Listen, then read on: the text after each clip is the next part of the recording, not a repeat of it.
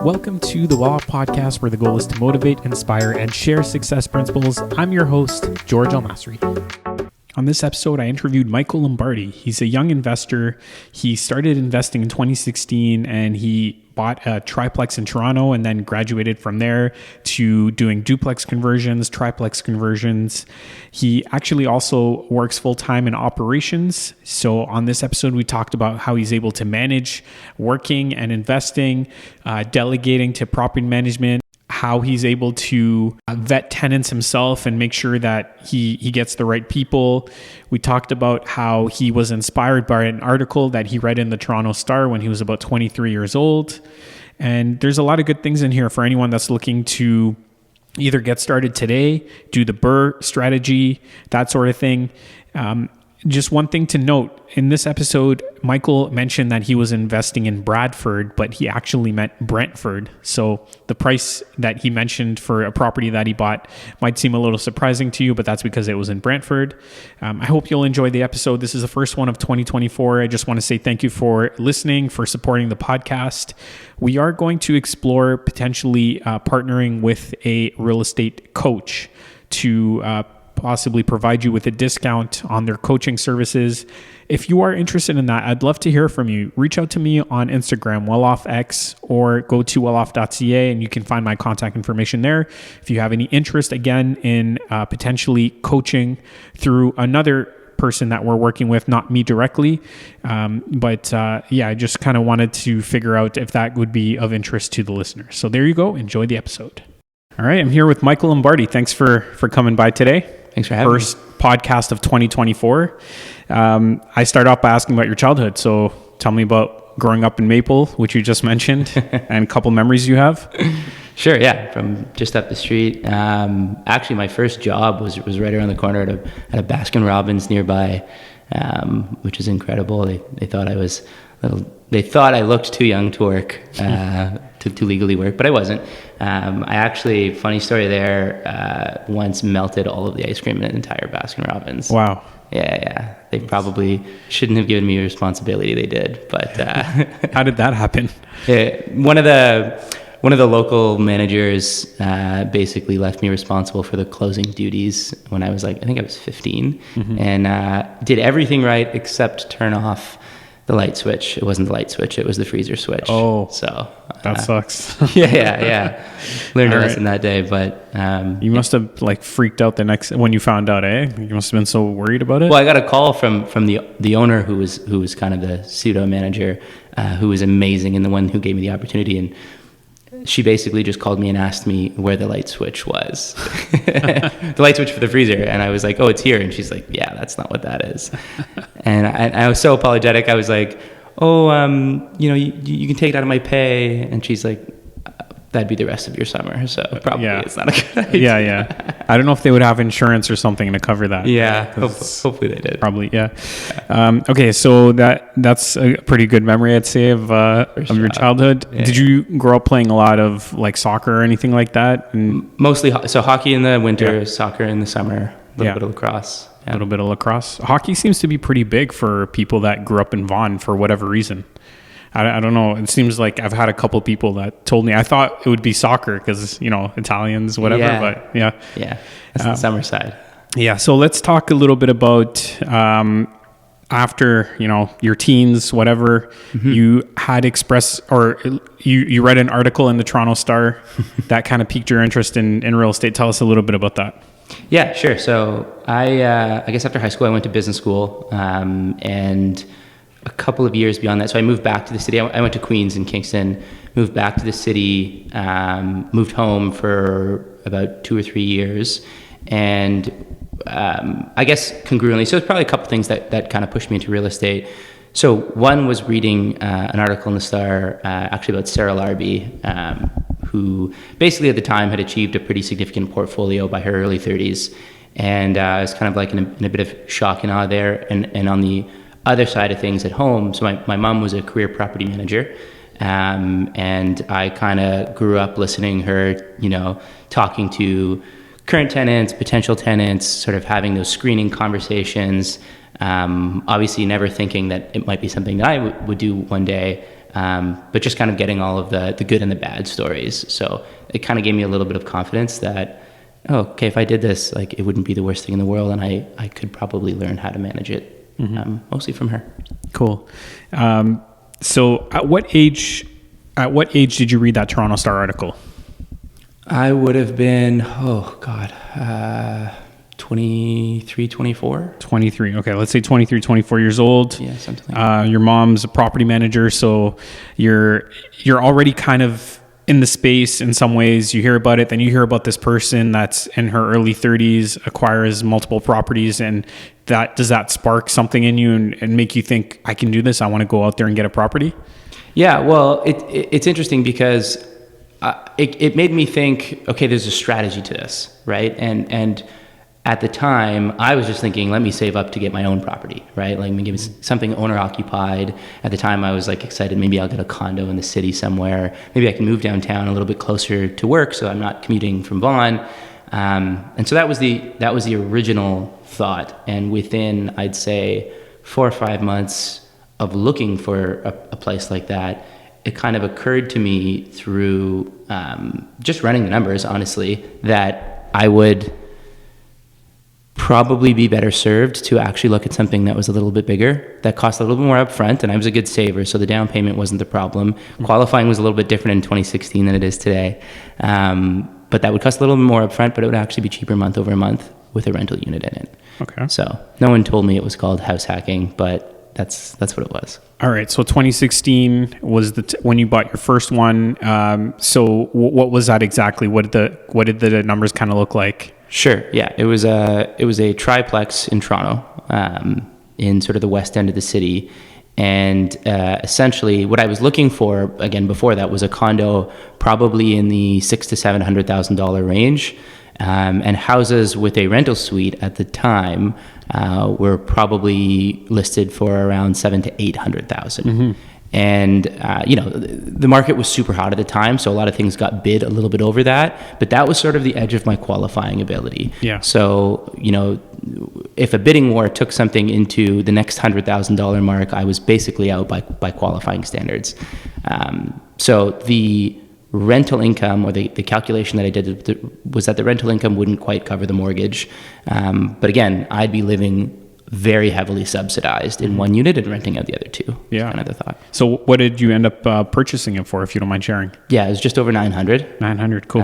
Which by today's standards, a triplex in the city, like that would be crazy. Yeah. What do you think it's worth now?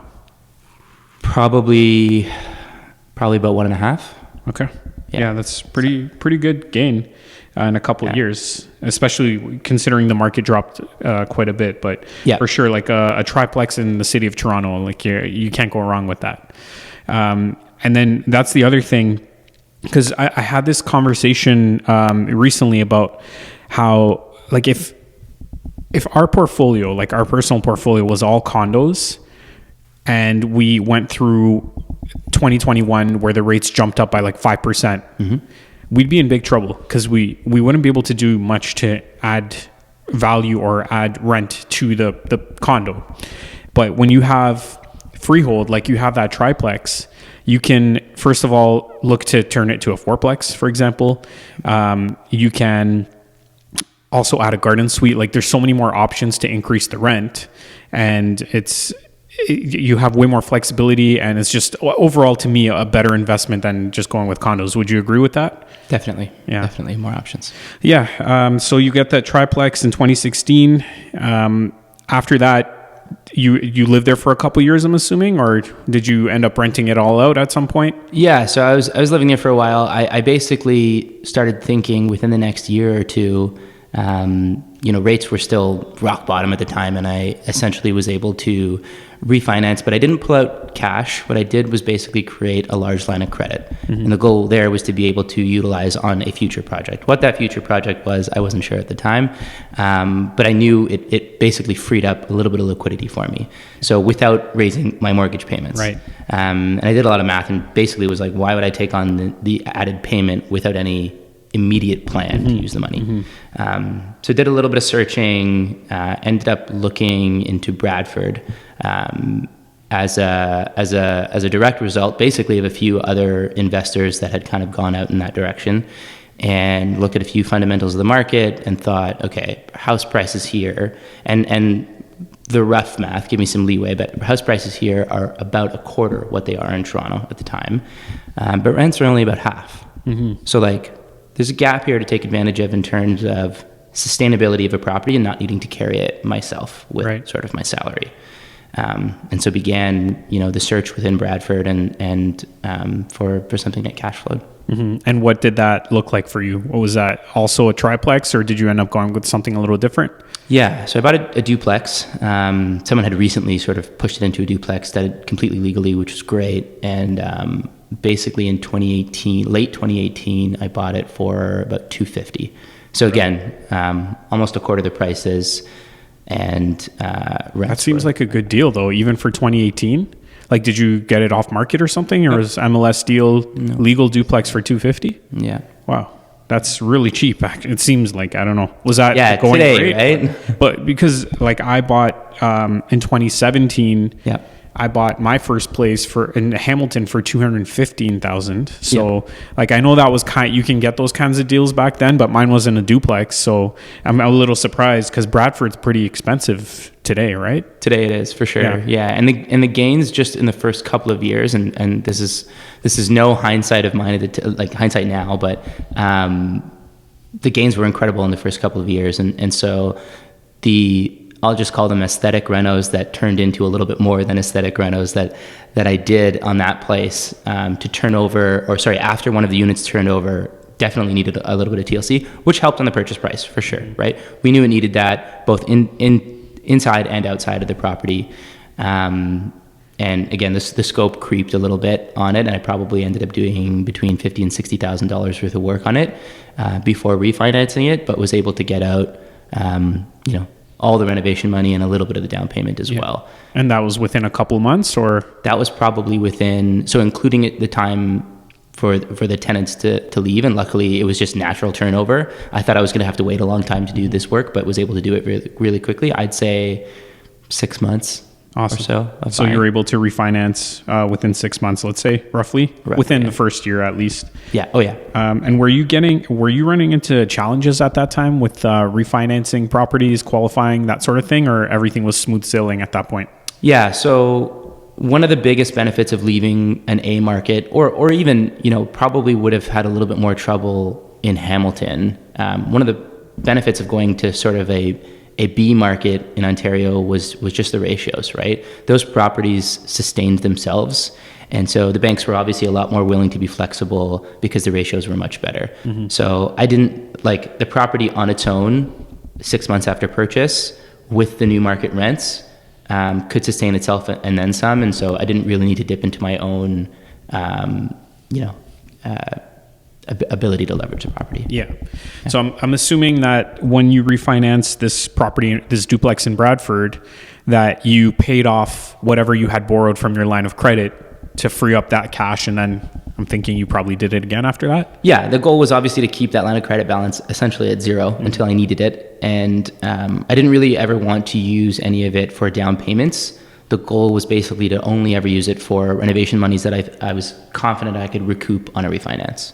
And really any down payment hopefully was just going to be cash that I had saved. Yeah. So now you have a decent portfolio really for somebody like a young man.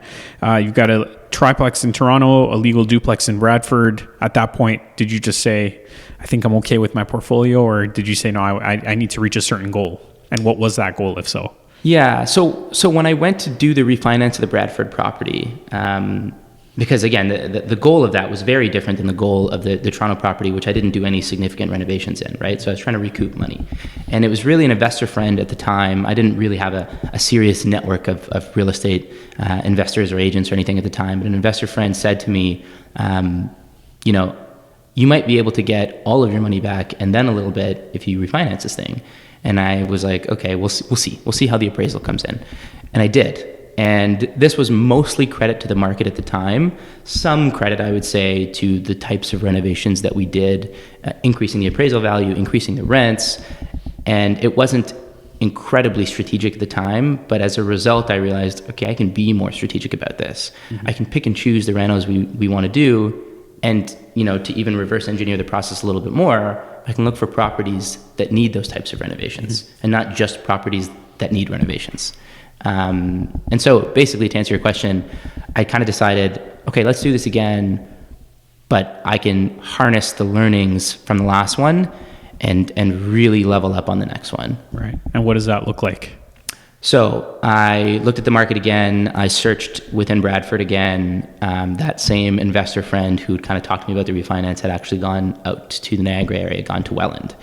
And really the rents were very similar between there and Brantford at the time, but the prices were a little bit cheaper.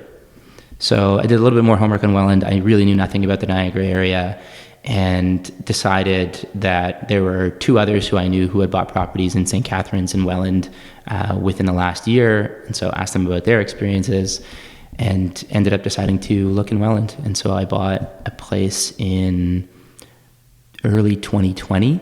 So it would have been a couple of years after the Brantford purchase. It would have been early 2020, it closed right as the pandemic started. It closed, I think, in March or April of 2020, which was wild. So 2020, you go to Welland. How long did it take you, how long did you search before you found a property? And was it all MLS or off-market properties? Yeah, so I've only actually ever bought MLS. I've only ever bought on market. And the gap of time between the shortest and the longest of me searching, I began a search once, and 24 hours later, I had an offer accepted on a property. And, the longest period was 9 months. I was searching for 9 months back and forth. And quite frankly, sometimes they come up with your new criteria and sometimes they don't. I don't remember how long it took on that one, but I would say before I actually started looking at properties, the vast majority of the time there was researching the market and understanding it and spending time physically there. What were you looking, what information were you looking for?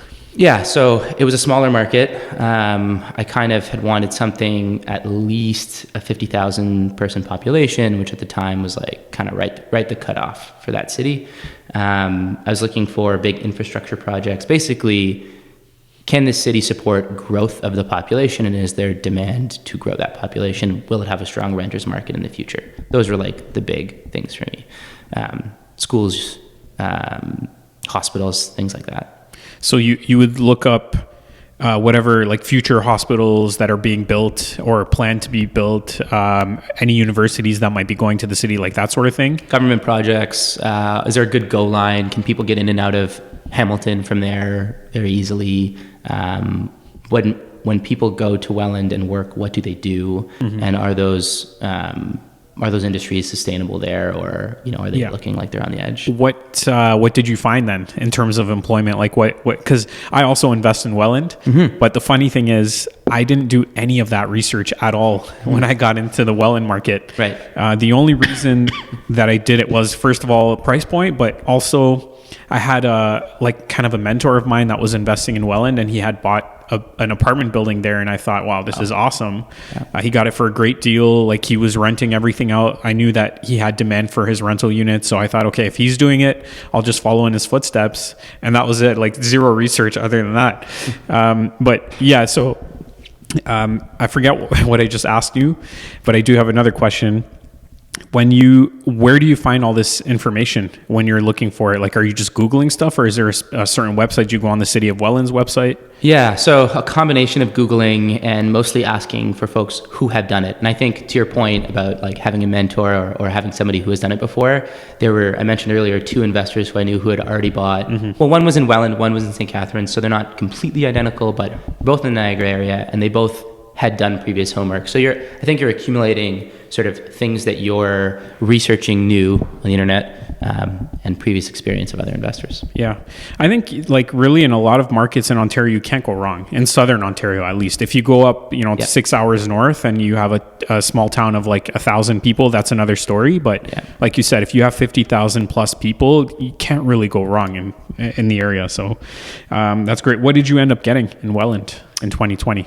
So I essentially took the thought of, okay, now I know what a BRRR is. Again, I didn't know what it was called, but I understood the general concept of buying something and renovating it and refinancing out your money and increasing the rents. And I thought, how can I put this on steroids? Like, what is the thing that you can do to a property that will increase its rents by the highest margin, and increase the appraisal value? Those are kind of the two big factors. And adding an entire new suite to a property seemed to be that path for me at the time.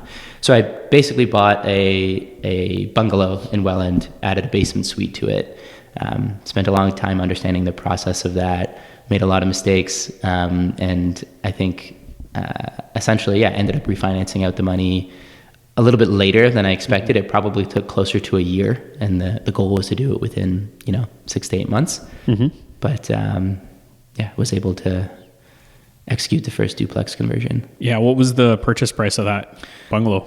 So that one was, I think it was $385, just south of 4.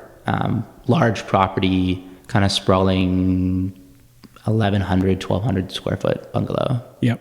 Yeah. All right. And probably cost, what, like 100 to 150K to do the legal suite? Yeah. I think it was 130 or 140 or something. Yeah. With that wasn't the original budget, but learnings. It always happens, right? Yeah. So I had a kind of a similar situation in Welland where I have a 5-plex there, and I ended up like gutting the whole thing. And, this was a mistake on my part, but I didn't really budget properly, and the electricians were also charging me by the hour. Like I learned my lesson in that. Now I always ask for a fixed price before we get started. So I went way over budget on that reno, and it's a good lesson to learn, because then on your next project, you don't make those same mistakes again. You kind of mess up the one time, and you learn for life. So it's great to make mistakes sometimes and just learn from it. Did you manage the whole thing yourself? I did, yeah. So I managed, I pretty much like GC'd the whole renovation. I was the general contractor on it, you could say. But yeah, lots of things that you find out when you tear the walls down on a like almost 100-year-old property. Like I had in one part of the house, the previous owner had cut some of the joists to fit a bathtub. So like maybe 2 or 3 of the joists were almost completely cut, and they put like a metal brace to kind of support it, but that thing could have collapsed at any moment, right? And it's just like sometimes you figure these things out and you're like, what the heck do I do, right? But all good to add that to the tool belt for the future. Totally. Yeah. If you find them, right? Yeah, exactly. So did you continue investing in Welland, or did you end up switching to it? Because it sounds like you're kind of in a bunch of different markets, right? Yeah. So, I mean, look, I think if I could do it all over again, I don't actually know if I would have gone Toronto first. I was kind of a GTA boy, and, we're talking about a AAA market in terms of stability. And so I think I got that. But as I chased cash flow out of the city and into sort of the suburbs, and then into smaller cities in southwestern Ontario, I was basically thinking a lot more about sustainability of holding properties for a long time with their cash flows or lack thereof, depending on where you go and what the timeline is. Yeah. Obviously, cash flows have changed a lot in the last 18 months or so. That was the thesis was, can I buy a property and it sustain itself really without my at least financial involvement after purchasing it for 7 or 8 years. Yeah. Because that amount of time, I thought, and I still believe today, is enough that it can sustain the ups and downs of a short-term market cycle. And then you basically have all good options on the table. Do you sell? Do you refinance again? What do you do with this property? So on that note, have you kept all of your properties, or have you sold any of them? I have. To date, I haven't gone through a sales cycle myself yet. What about what you mentioned, which was like the changes in cash flow? I'm not sure if you were on variable mortgages or fixed. What adjustments have you had to make the last couple of years? Yeah. So the largest mortgage I have on the Toronto property is fixed, thankfully. And honestly, the original thought there was like, I don't want to expose myself to a rate change on that. On the other ones, I had always kind of drawn up the numbers with a couple of percentage points above what the rates were at the time. And so I was comfortable going variable. And, luckily the properties all had enough cash flow to sustain themselves, and obviously have less today. But for that reason, again, luckily I haven't needed to sort of liquidate anything. Because, well, part of that is you didn't over leverage, right? Like you said, you were very careful when you were refinancing. You got HELOCs when it was possible, paid them down when you refinanced another property. So that's a good recipe for long-term success. There was actually an instance in 2018, or I guess it would have been 2019 when I was refinancing the duplex in Brantford, where the offer from the bank was basically a higher loan to value than I really wanted to take. And the mortgage broker at the time said to me, 80%, no problem. You've got room to spare. And I was like, okay, this is great, but the mortgage payment that it's going to give me is going to have me operating with very little cash flow. And again, like the thought about what is good cash flow back then was a little bit different than it is today. But I was comfortable with a little bit more cash flow. And I was like, okay, maybe we can do 75%. And it was a silly question at the time, but I kind of asked them, like, would they be willing to do less? Obviously the answer is yes, you're putting more cash up, right? But I had the cash wiggle room because of the renovations that we had done and because of a few other areas where I had saved. But like the logic in asking for less was basically to be a little bit more safe going forward. Mm-hmm. And now we're in such a different environment where basically, folks aren't getting that offer to begin with, like the 80%. Mm-hmm. First of all, we don't even know what the ARV is going to be on that renovation. And even if we are able to achieve it, maybe we can't necessarily take that payment, right? Yeah, exactly. But why didn't you do like, say, I don't know, 70% loan to value and 10% on a HELOC or something like that? Yeah, so they were readvanceable mortgages anyways, mm-hmm. So it would end up becoming that way. But you're right, I could have asked for that directly up front and learnings today. Yeah, like for anyone listening, if you don't really follow, you don't have to refinance the full amount. You can do a combination of a refinance to get like a larger mortgage and then also get a component where you get a HELOC, a home equity line of credit, so that you're only paying interest on the mortgage. And then if you borrow the money from the HELOC, then you'll pay the interest on that. So you'll have more flexibility that way. Totally. Yeah. What were your goals anyway? Like what are you trying to achieve with your portfolio? Or do you have a cash flow goal? Do you have another goal in mind? Yeah, I think when I kind of originally started to grow the portfolio, I didn't even think of it as a portfolio. I thought of it as like the property that I lived in and then maybe another one that would help subsidize it. And, or at least when I started to get into the network of other folks in real estate and hear about like, oh, you can create like so much cash flow and like burn your day job. I was like, great, that concept makes sense. But one, like, I don't hate my day job. Like, I don't really want to get away from it necessarily. It does well for me. And again, I enjoy spending the time there.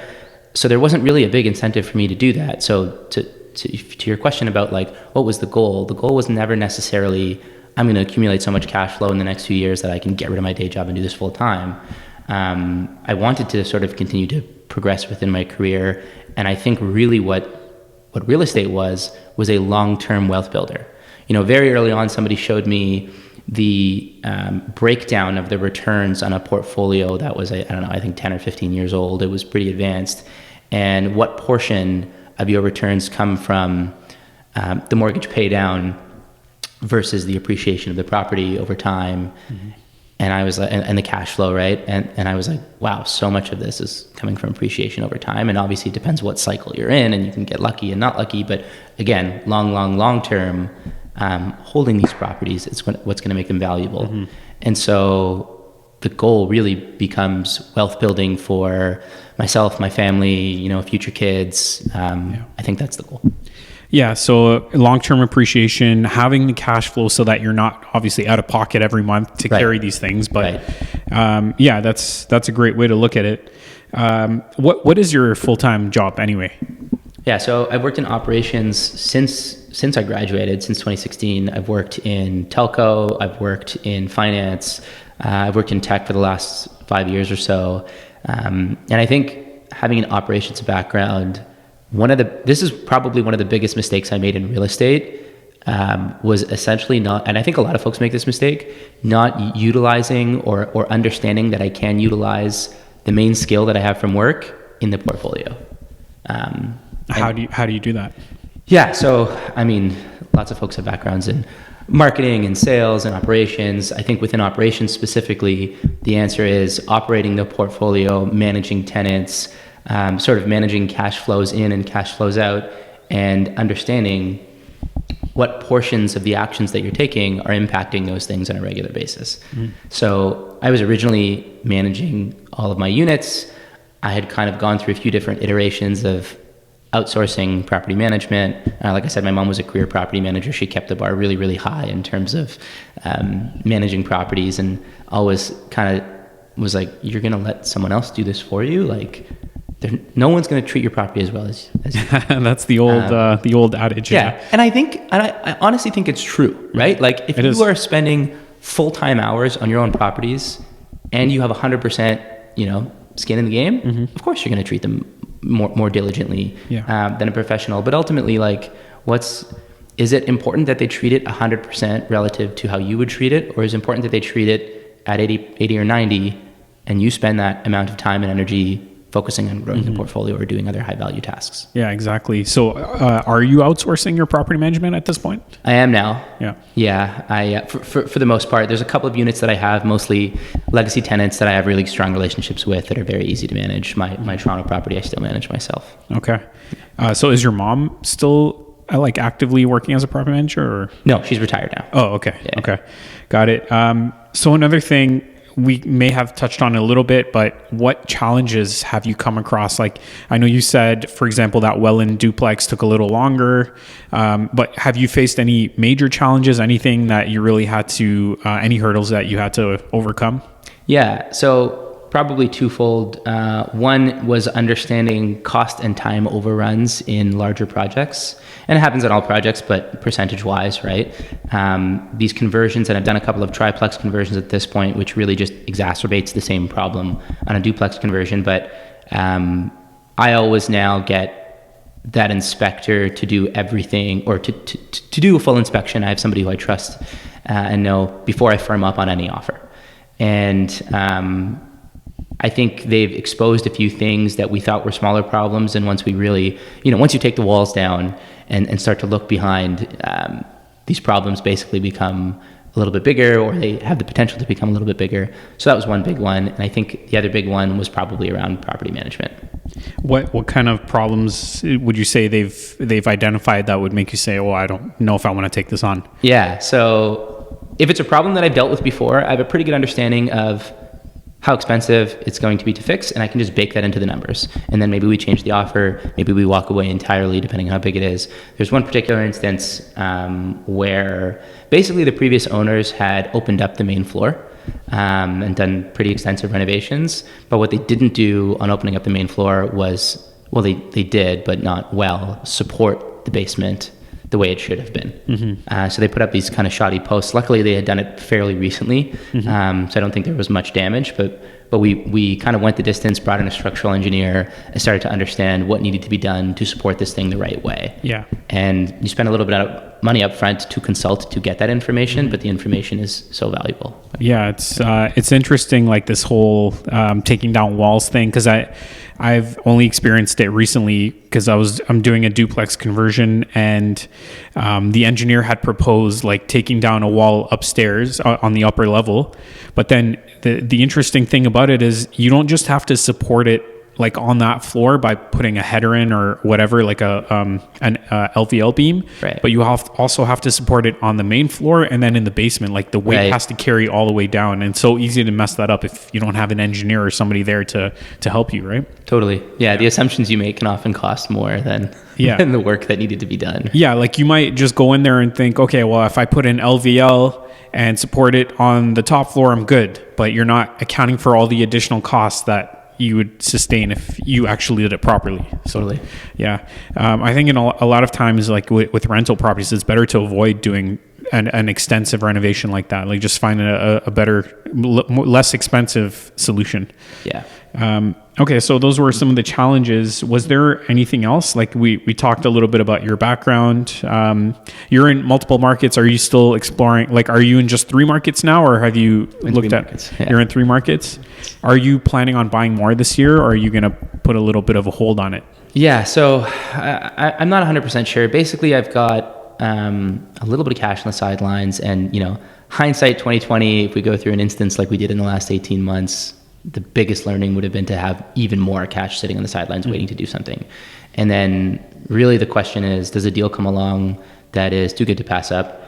And so I'm not 100% sure. I've been looking, but very lightly, like if I was gung-ho on buying a property, I'd be spending a lot more time on the ground right now. But I'm exploring potentially purchasing a business as well. So if that goes through, that'll probably utilize the cash that otherwise would be in a. Got it.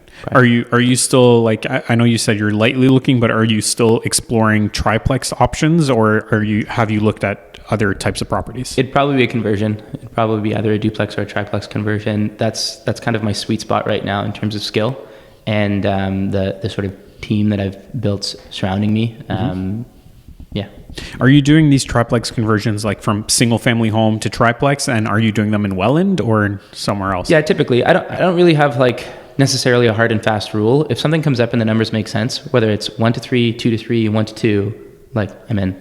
And I think once you go past 4, then a whole bunch of the rules change. So I'm open to learning that, but I wouldn't be open to purchasing it unless I went in with probably other investors who had done that before. So have you done a single family to triplex conversion in the past? Twice, yeah. Twice, okay.